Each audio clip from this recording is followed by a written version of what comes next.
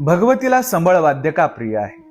प्रत्येक शक्तिपीठाच्या ठिकाणी देवीला नैवेद्य नेत असताना व आईसाहेबांना जागृत करायच्या वेळेस संबळाचा वाद्याने केलं जातं. संबळ असा एक वाद्य की ज्याला रणवाद्य देखील म्हणलं जातं. दोन दैत्यांच्या कातड्यापासून वध करून बनवलेलं वाद्य, आणि हे वाद्य जे आहे ते वाद्य भगवतीला अतिशय प्रिय आहे. याला रणवाद्य देखील म्हणतात. जगदंबेचं कुठलंही कार्य आपल्या घरात असताना जर संबळ वाजलं नाही तर त्या कार्याला अर्थ नसतं. मग ती माहूरगडची रेणुका असो, तुळजापूरची भवानी माता असो, वणीगडची सप्तशृंगी देवी असो किंवा करवीर निवासिनी महालक्ष्मी असो.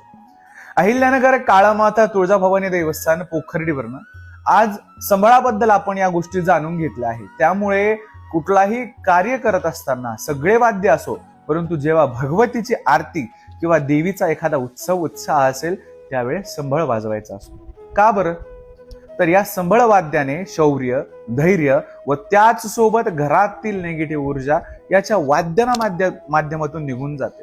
तर विचार करा या संबळात किती ऊर्जा असेल. ओम काली, जय भवानी.